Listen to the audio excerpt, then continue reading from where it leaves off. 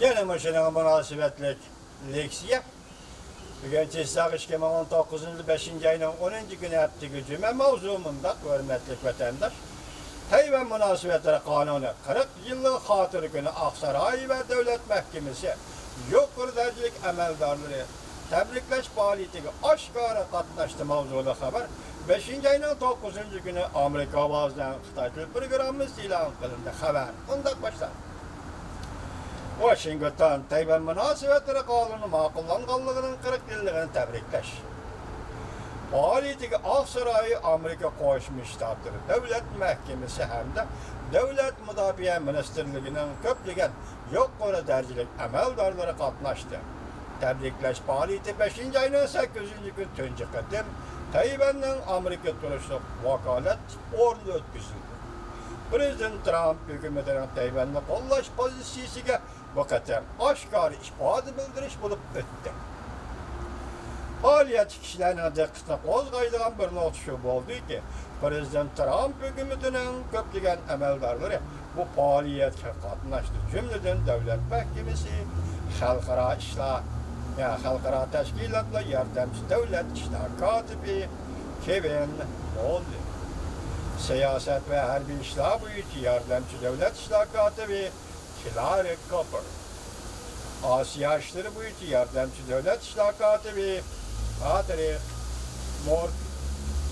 Amerika Qo'shma Shtatlari Davlat Mudofaa Ministerligi.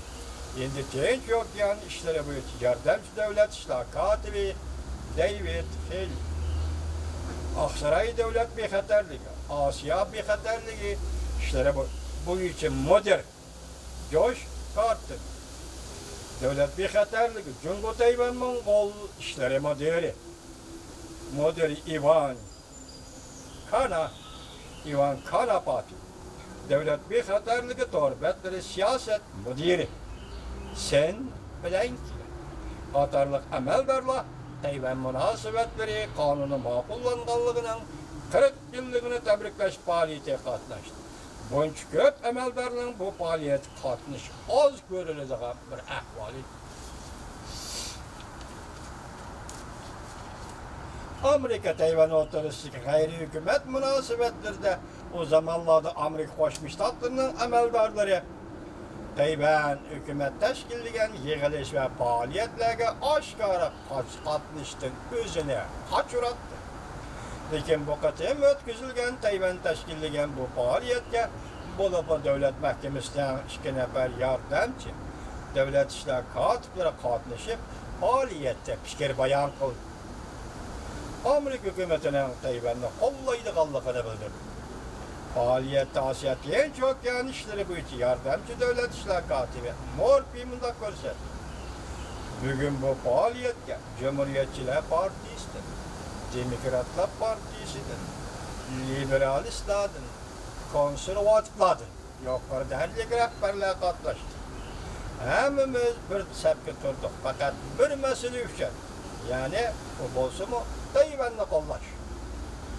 Sizlarning mustaqilliginglar, Tayvanga qarshi da'vatida sizlarning mustaqilliginglar, sizlarning demokratik tuzuminglar, sizlarning kuchinglar, sizlarning do'stliginglar Allah Tayvanga yar bo'lsin, dedi Morpi Ahmad.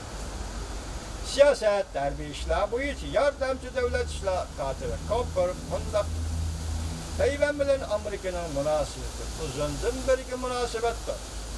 Tayvan demokratiyaning o'lkasidir. Avam Palata boshlig'i Nancy Pelosi, Avam Palata, Kengash Palata Tashqi munosabatlar komitetining raisi, Davlat Majlisining nufuzli a'zosi, Davlat Majlisi Tayvan Birlik sepining raisi qatorli 10 nafar Davlat Majlisi a'zolari ham bugungi xotirlash faoliyatiga qatnashdi. Partiya guruh ayrimay Tayvanni qo'llaydiganligini bildirishdi.